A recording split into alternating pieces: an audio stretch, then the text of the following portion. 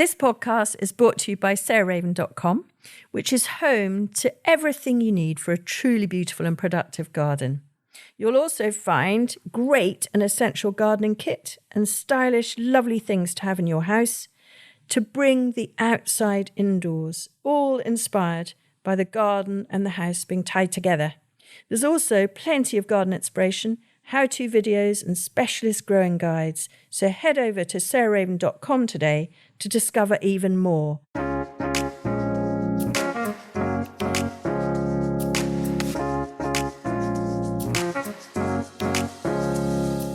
Welcome to Grow Cook Eat Arrange, the podcast of me, Sarah Raven, and often our head gardener, Josie Lewis, who is here this morning. And our guest today is the pretty much world-renowned no-dig hero, Charles Dowding, who I've known for a very long time. We share a mutual friend called Penelope Hobhouse, who is a garden designer and now in her 90s. Welcome, both Josie and Charles. Thank you. Nice to be here. Thank you, Sarah. Great. Pleasure to be here. So we're going to talk about Charles's incredibly a specialist. He is a specialist subject. So we're going to do kind of mastermind on both no-dig veg and composting, because Charles has written many, many books, 15 books in total, I think. But his new book out at the moment is on the basics of compost. And I've listened to it on Audible, and Josie has read it. And it's a very, very brilliant, simple guide that is really suitable for beginners on one of the most important subjects of gardening. And if any of you are around in London, then you may have been to the exhibition at Somerset House on soil. And, there we will know about the incredible importance in gardening of mycorrhizae, invertebrates, and the rest in our soil. So, Charles, will you tell us just a little bit about Homemakers and your setup over the last 42 years? Yeah, thanks, Sarah. I've actually moved around a bit. This is my fourth market garden. I started at the other end of, or the other side of Britain, and had a 7.5 acre market garden actually in the 1980s. Then my father died, left me some money in his will, and I went I went to France and bought a small farm out there and farmed there for 6 years, and then came back to Chapter Montague, the village I was born in, and recreated a new market garden of 1 acre, and finally ended up at Homemakers here in 2012. And so now I've got a really nice site. It's level ground. First time I've had level ground. But all this moving around has given me fantastic perspective on how to do no dig on different soils, different locations, different climates, a different aspect. Like my previous market garden was north facing on quite a slope, and I found it worked really well to run my beds up and down to let the water run away. And that contradicts so many assumptions about you shouldn't do that because otherwise you get erosion. But the thing about no dig is that it rewrites the rule book because you're starting from such a different point. And in this case, when you haven't disturbed the soil in any way, or as little as possible, it's not like a religion, thou shalt not. Yes, exactly. But yeah, you just leave it alone mostly, and that means it's the structure stays good and open but firm, and like when you get rain, basically it doesn't wash away. It's just lots of things like that have led me to really look at many unstated and very common assumptions in common advice, which I've realized need rethinking actually when you do things in a different way. And that's over the years doing all my vegetable growing in particular. It's challenging in terms of getting enough fertility to get good harvests, and that's what's led me to compost. Using compost, it works brilliantly as a surface mulch on top, and then having my social medias give me contact with people all over the world doing these similar methods in very different climates, and that also has helped my learning as well. So yeah, I've really enjoyed a sort of that lifetime experience. I feel has put me in a good place now. Yeah, it's true. We're all not spring chickens, any of the three of us. And between us, if we get our brains together, we've had quite a lot of experience. So I suppose the main thing that I wanted to talk about in a way, the thing that brought you and I together, as well as Penny, was that we both have a passion for cut and come again crops. I mean, for me at the moment, walking out into the greenhouse, I can pick, maybe 12 or 15 different leaves. And we have been able to, from the greenhouse or polytunnel all the way through the winter, but also actually weirdly, it's been a wet winter, but relatively mild-ish, windy, but mildish. And so we're also able to pick outside. But tell us a bit about, I mean, you're a real leading light on the cut and come again salads and herbs. Yeah, it's so interesting though the way you phrase that, because I would say pick and come again, mostly. Ah, We're yes, doing true. the yeah, it's words. Words are so, you know, change the meaning so much. But it's, with lettuce, for example, that's my biggest one because that's my main output. I sell a lot of salad leaves and mixed salad leaves, and for 8 months of the year, lettuce is the main ingredient, and we just pick the outer leaves, and that way, not cutting across the top, you're causing less damage and stress to the plant, and they keep growing for longer. So Yeah, although it might seem like it takes a bit longer, they actually do really well. We get high yields. I do 4 sowings a year of lettuce, and that's for 52 weeks production. So that's just an idea of how long those plants are surviving. But outdoors, as you say, like at the moment we got lamb's lettuce, and that I do cut, so I'm not averse to cutting. And Claytonia, winter parsley, and you obviously know that one. My, yes. what an amazing plant, isn't it? In the winter, it just keeps coming back. Amazing. And self seeds everywhere. And only germinates in September, which I always think is such a sort of confirming of a winter plant. And it won't germinate in the heat, but as soon as it begins to cool and the soil cools, we get it springing up everywhere throughout the veg garden and the glasshouse. So right, yeah, it's got to cool down. And actually, another one I love, it will germinate other times, but it's chervil for Yeah. winter eating, because I've got some chervil next to parsley, and the chervil is surviving much better than the parsley. Actually, I don't know why it's not very well known, but I think it's partly because if you pick up a seed packet, it gives you the wrong advice. Really, it says sow from March, and if you do that, it's going to flower because its Yeah. flowering season is in May. Yeah. And back in the 80s, it took me a long while I really wanted to grow it, and I couldn't because I just kept following this advice. So in March, and that's one thing that's led me also to explore all these different sowing dates and how important they are, and that led in turn to the calendar of sowing dates, which I bring out every year. Yeah. Well, and I think also chervil is much more popular in France, isn't it? So maybe it was France that got you into it Yeah, because they use it in an amazing herb omelette, just adding it because chervil can't see any heat at all, like coriander, can it?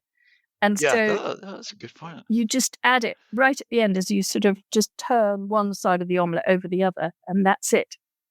That's a great recipe you just shared. So, what are the things? I mean, so you've already given us two or three there. Obviously, salad rocket you're picking now, aren't you?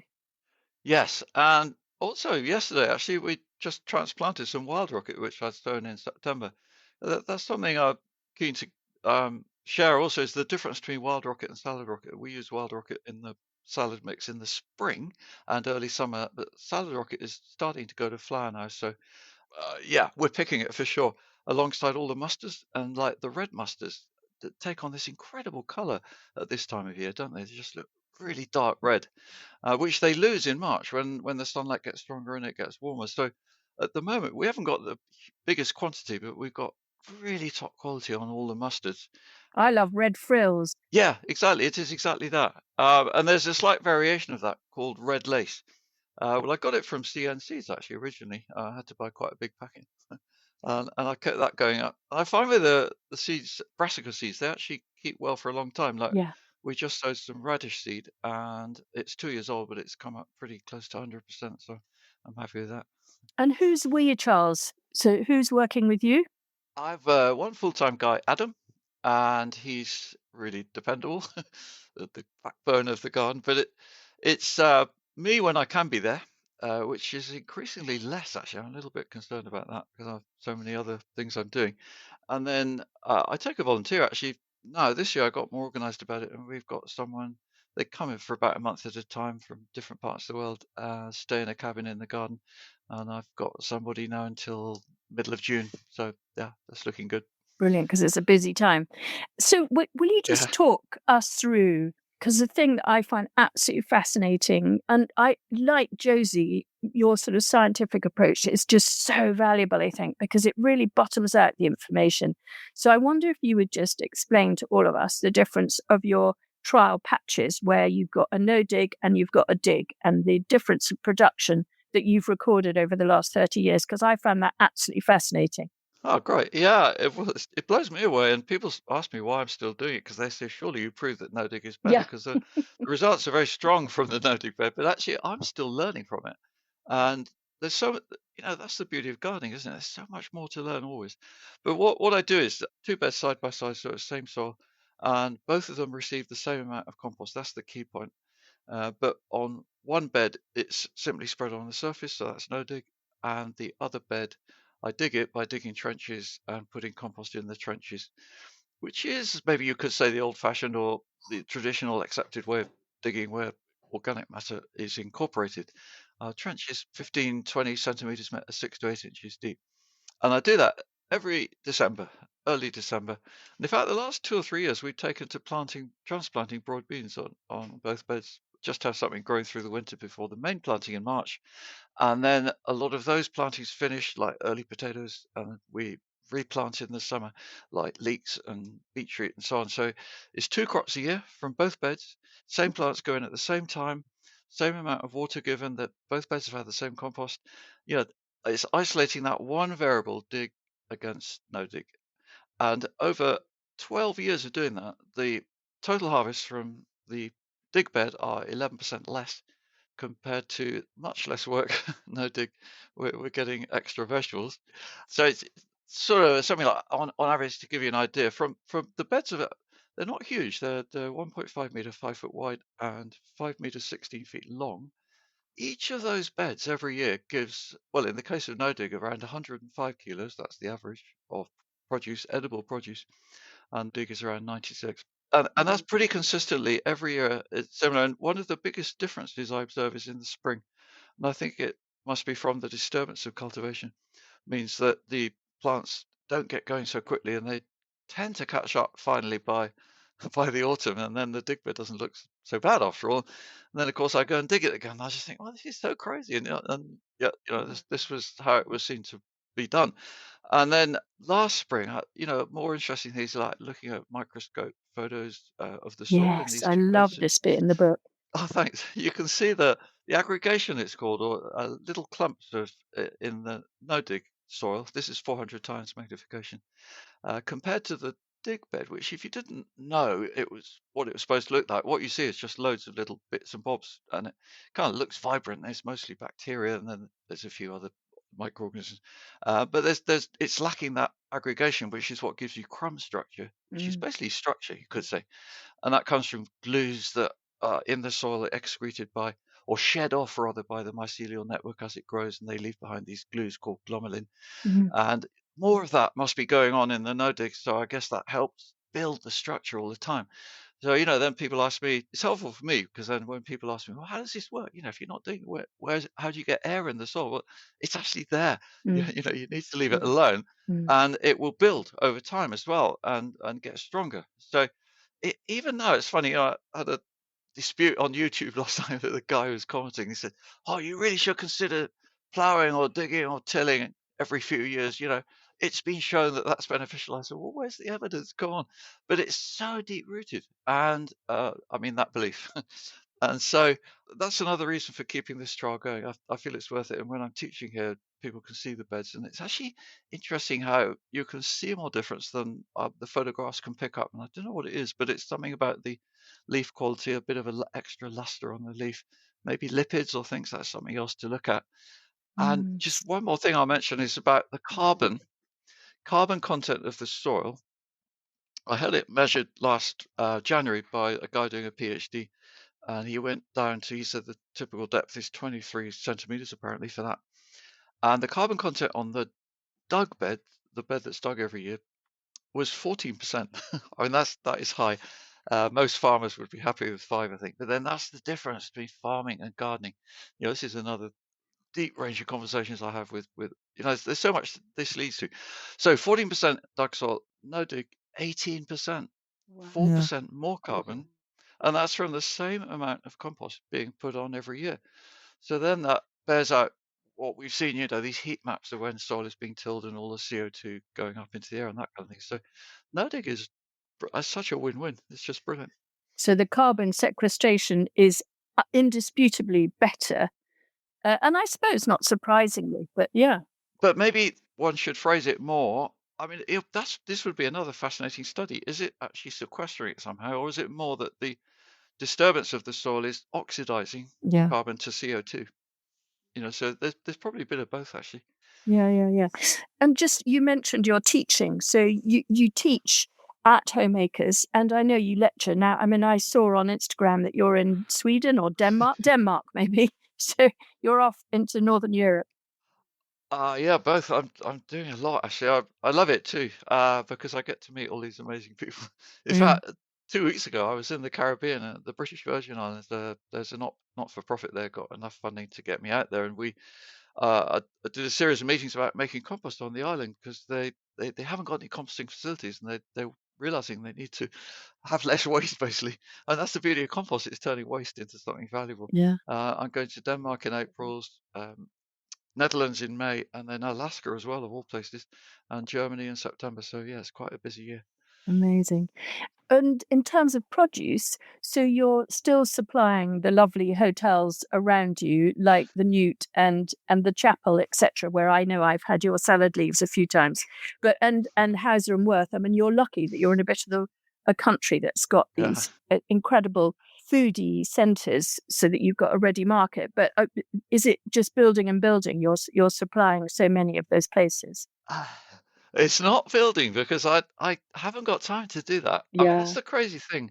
Mm. Comparing, say, my teaching work with growing vegetables, if anything, I'm probably losing money growing vegetables. Yeah. I hate to say that. It Yeah. sounds bad to say it, but they're not a profitable thing to do. So I'm keeping to my half acre. I won't expand on that. Yeah. But I am still supplying the chapel. They've been fantastic customers ever since Cath started Yeah. in 17 years ago now. It's incredible. Yeah. But Hauser and Worth have got themselves organised, and so are the Newt. So they're growing their own now, which is fantastic. But I sell more than any, actually. There's 3 horseshoes in Backward. That's brilliant, with Oh, Margot yes, Henderson. I know. I've been there too. Yes, lovely. Oh, So, great.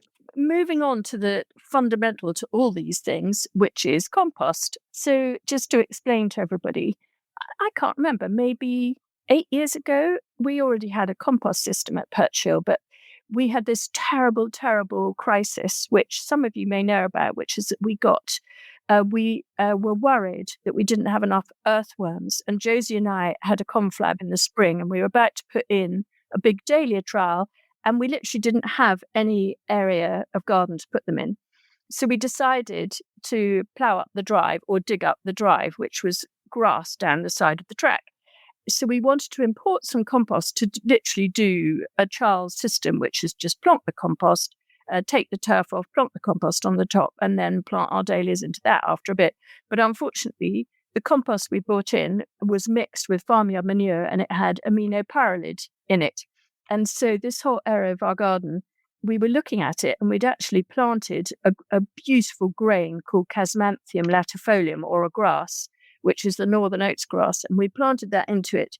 And we noticed that the Casmanthium was romping because it's a grain or a grass, and the dahlias were getting sicker and sicker and sicker.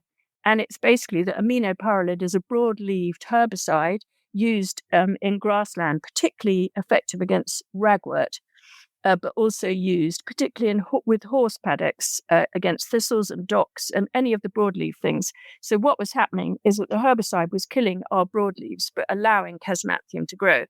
And indeed, we then got it tested, and we did have substantial aminopyralid contamination, which as an organic gardener was absolutely devastating. So as a result, long story short, Josie did her master's in horticulture on aminopyralid poisoning, but also we decided never to buy in any more compost ever again, and that we would always have to make our own. Hence, Charles Dowding. So Charles was there, or was teaching one day, or maybe I rang him up, and he sent us this really brilliant drawing, which is in fact in the compost book, of what he would suggest as the best possible composting system when you've got a garden of 2 acres and you don't want to import any of your organic matter. Over to Josie. We then made these beds, and I'm going to hand over to Josie now to the pros and cons of those beds, I guess. Thank you. So, yeah, we built them with roofs on, as you'd recommended, Charles, because that's what you've got at Homemakers. And we obviously didn't get the mix of greens and browns, which I'll ask you about in a minute. we didn't get our ratios right. So I remember you coming to teach one day and you said, oh, well, let's take the whole class down to the compost heaps and look at this fabulous compost. So you started taking the boards out and you were sort of shaking your head going, this is not so good. So slightly embarrassed by our lack of composting knowledge at the time. You explained that, the brown and green mix was not correct for us, and the roofs were keeping it dry as well, which is a good thing, especially as we're getting more and more rain now. So perhaps we'll go back to the beginning and you can explain, as if you're talking to a beginner gardener, how does compost start to work? Where do we begin? Well, yeah, it's interesting that, because what I remember was the dryness more than anything. And I was puzzled by that, because I'd never really seen it here. But I'm pretty sure it's because you'd had a dry summer. I can't remember which dry summer. We don't get many dry summers anymore. No, it was a long time ago. Yeah. I think it was 22, or maybe it was 21. In that case, I would recommend watering a little bit the ingredients you add. But in the UK, generally, most of the green matter we're putting in has sufficient moisture for this not to happen. And that's why maybe I should have pointed that out a bit more strongly. If it does, if in a dry summer, the grass you're putting is almost like hay, and if you don't wet it, it's not going to decompose. So that's one principle, that everything needs to be moist. But generally, my experience is that we have too much moisture here. Certainly over the last 2 years, the roof over the systems we got, I feel is really invaluable, because the compost goes soggy if you just has too much rain on it, and particularly not so much while you're building heap. So I've also got 3 pallet system where I don't have a cover on the heap that we're actually putting stuff in for, say, a couple of months, maybe 3 months. But I do have 2 corrugated sheets over the pallets which are holding compost that has been finished and is still maturing, because at that point, that's where I find it really benefits from not being soggy, because water displaces air, and it changes from aerobic, which is the beautiful sweet smelling compost we love, to anaerobic, which is like swamp. Yes. So yeah. that's the key thing about moisture. You've got to have enough, but you can't have too much. Not too much. Yes. Yeah. And where I just was actually on the Virgin Islands in Caribbean, I was fascinated that they've actually, believe it or not, got too much, in that tropical climate, because they're putting in things like a lot of their green matter was supermarket waste, and they were putting things like watermelons. It's like not a problem we have here. But it's just so much water, and as a result, they found it worked better to add 50% brown with 50% green. And normally in the UK, I find it works with slightly more green than brown. We just also need a bit more heat, because green makes heat. Green being anything leafy. That's a very broad outline.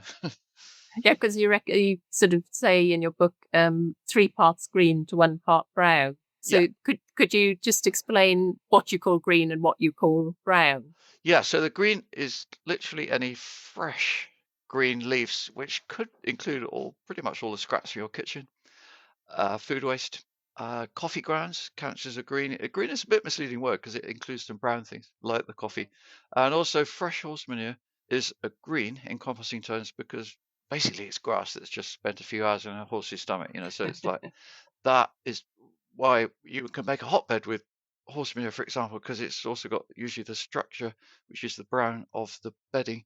So browns are anything that comes from wood, most commonly, and also cereal straw, paper, cardboard, twigs, prunings. But generally with brown, I recommend not to put too big pieces in, because they just won't break down in the cycle of the composting process. So we put stuff through a 12mm throw through or standalone sieve actually now. Didn't used to do that, but I found it's worthwhile to keep down the amount of unrotted or undecomposed brown when we spread the compost. I want some, because on the surface of a no-dig bed, it's really good to have a bit of fungal life going on from the brown material in your compost heap, and also it makes a nice protection of soil surface in the rain over the coming year. So you don't want your compost too fine. I never sieve the compost before using it, but I will try and keep out the largest pieces while constructing a heap. Yeah, that's the bit I liked in your book. It says, doesn't matter if your compost is lumpy, and that was music to my ears. Right. Yeah. People expect this lovely, friable, compost, but it doesn't come out like that, and it doesn't need to. No, I couldn't agree more. I mean, that I think though is a bit of the misunderstanding that holds people back, because they feel that if they're not producing something that's just perfect, like they're used to buying in a sack, maybe, or perfect looking, I should say, that they're failing, and that's so much not true. So I'd urge anyone listening, please give it a go. You got to try it. Don't judge it, because think in terms of it's more about what's in it, the bits you can't see, all those wonderful microbes that you're going to Yes. produce in bigger quantity considerably than anything you can buy, which, although it might look relatively perfect, it's actually often quite dead. Yes, yeah. And the other very relevant thing is the chopping up when you're adding.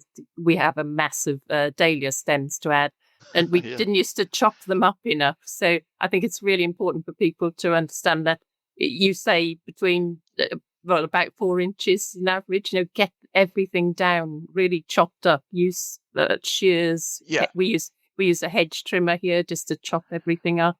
But that's important, isn't it? Well, talking about hedge trimming, that's what we do exactly. So if you're trimming a Okay. hedge, I find it works really well to then use a rotary lawnmower to run over it, and Yes. that Yeah. both collects the trimmings and chops them up. And so we use a rotary lawnmower quite a bit as a kind of mobile shredder, you could say. And then I have an electric shredder because I just can't stand the noise of them, the motor ones. But I think I might need to get a motor one for some bigger pieces of wood we've got.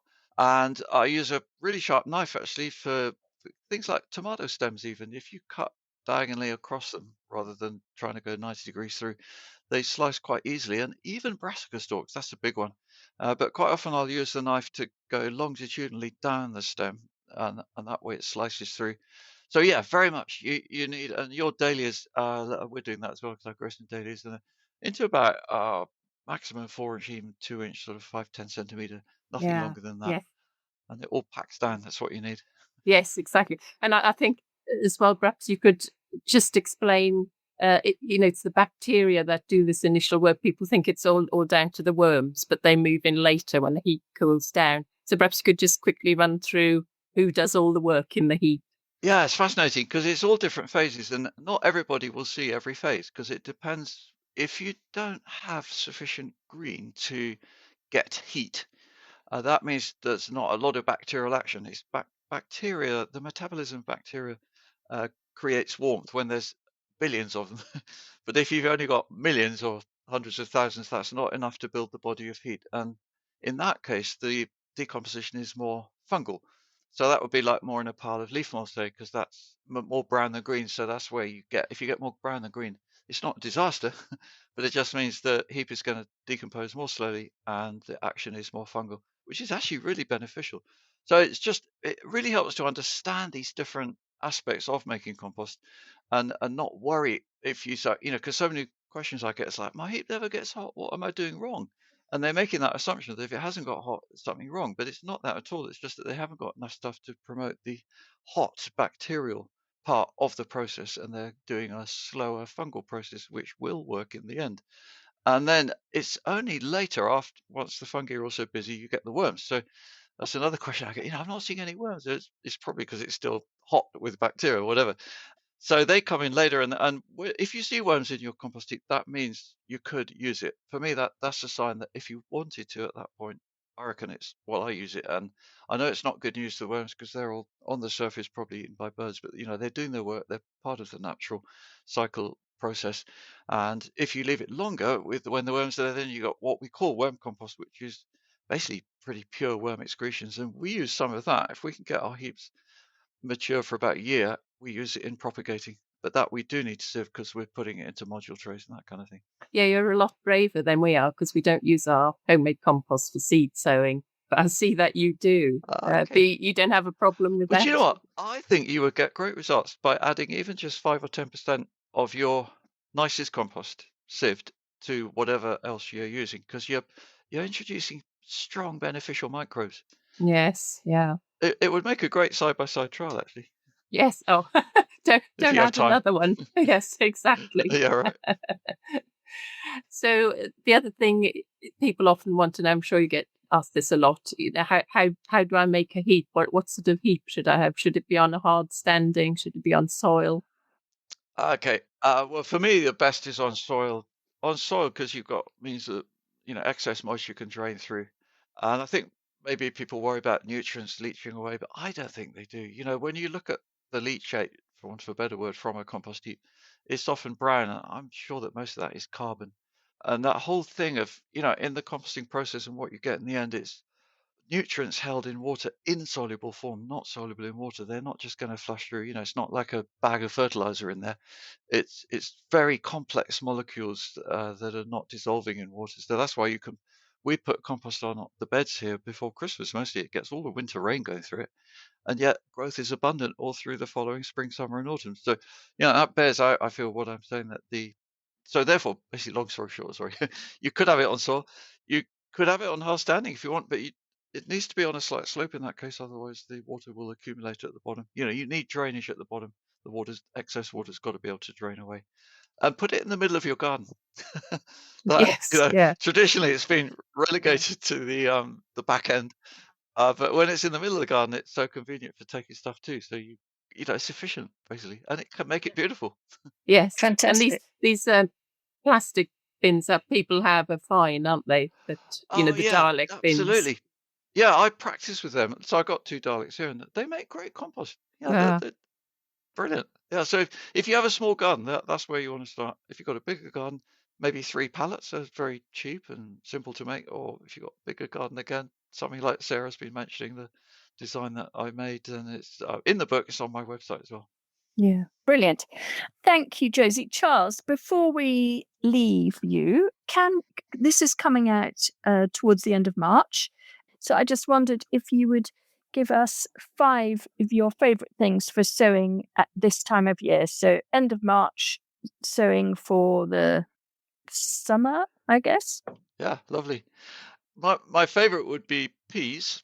And they're so versatile because it could be peas for shoots that you keep picking once they're 15 centimetre, 6 inches high, or it can be peas for pods.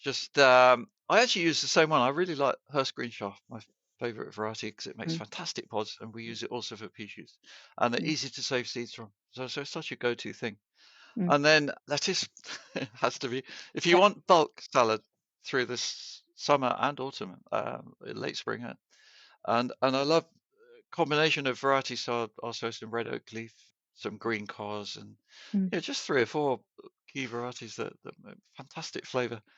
And then if you haven't got sorrel in your garden, you can sow it.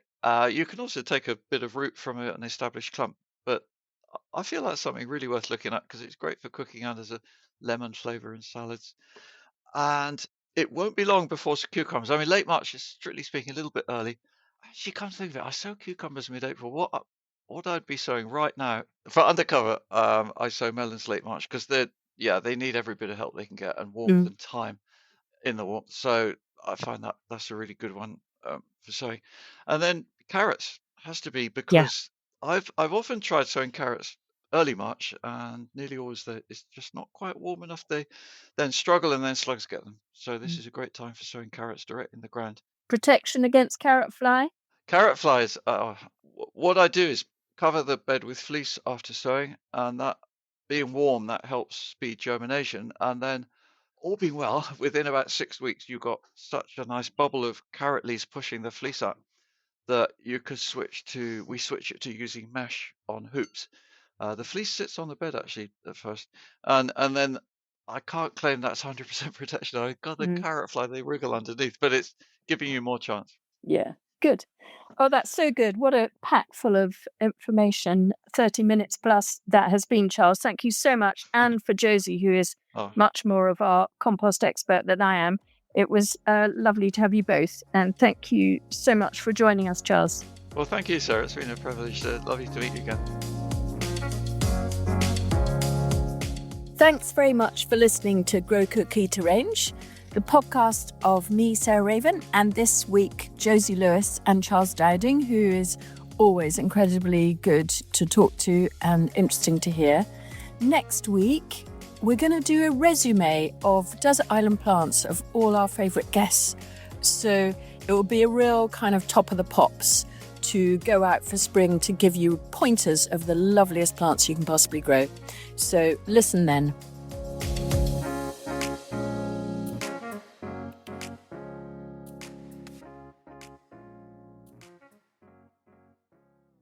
You can find more information, photos and advice sheets on all the plants and recipes we talk about on this podcast by heading to the show notes or at sarahraven.com/podcast.